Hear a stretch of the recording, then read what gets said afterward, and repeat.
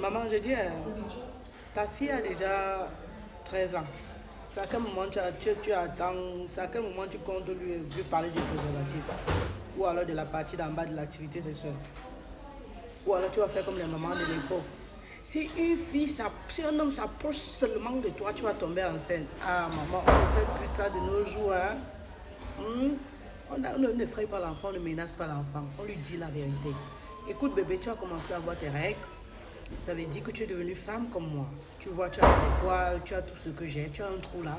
C'est-à-dire que si un homme avec son bâton entre, naturellement, si c'est sans préservatif et que tu es en période féconde, tu vas être enceinte.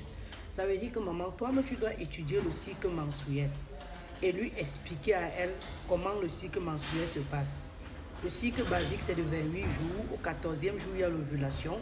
Et 5 jours avant l'ovulation, elle peut être enceinte. Et 2 jours après, elle peut être enceinte. Si elle n'a pas un cycle de 28 jours, ce n'est pas grave. Elle prend la longueur de son cycle, elle enlève moins 14. Elle trouve sa date d'ovulation. Ça veut dire que si son cycle c'est de 30 jours, quand elle enlève 14, sa date d'ovulation c'est le 16e jour.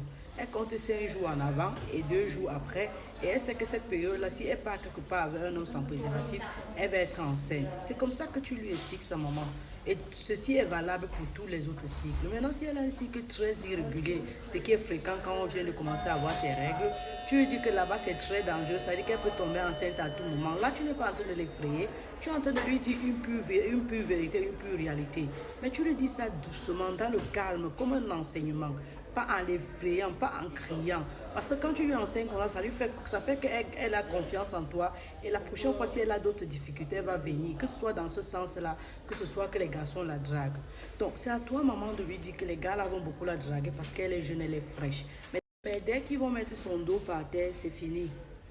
Elle ne sera plus elle sera seulement un objet à leurs yeux. C'est encore à toi de rappeler à l'enfant que une femme qui a beaucoup fréquenté, pas trop fréquenté, qui a quand même quelque chose dans la tête et qui a son travail, est beaucoup plus respectée qu'une femme qui n'en a pas. Mais il faut toujours se battre pour son respect dans la vie parce que c'est la moindre des choses. Donc, maman, ce sont des choses que c'est toi qui explique à l'enfant. Et dans la douceur, tu prends du temps, ne fais pas de ça trop sérieux. Vous pouvez être en train de cuisiner, vous pouvez être en train de marcher, vous pouvez être en train de visionner, une action se passe à la télé, tu ne lui dis, elle ne ferme pas ses yeux ou tu ne la chasses pas, non. Tu dis, assieds-toi, il faut que tu vois ça.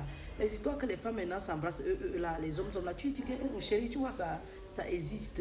C'est dans la société de Dieu, mais Dieu, lui, dans la Bible, il condamne ça. Donc si tu peux faire ça, tu vas porter ça sur ta conscience et ce sera ton karma pour la vie. Tu n'es pas en train de mentir, tu es en train de lui dire la vérité. Tu lui dis que le trou du derrière, là, on n'entre pas là-bas avec le bâton. Hein. Non, c'est pour aller aux toilettes et pour se plonger ou se prendre les médicaments si on en a besoin. Donc, c'est à toi de lui expliquer, de lui parler de son corps, de lui parler de ces choses-là. Tu attends que qui vienne le faire à ta place. Hein? On ne t'a pas fait ça, mais tu peux faire ça à ta fille. Tu as l'opportunité. Dieu t'a donné les filles justement pour ça. Tu n'attends pas très longtemps. Tu lui donnes un préservatif. Elle a 13 ans, met un préservatif dans son sac. Tu lui dis comment on l'utilise.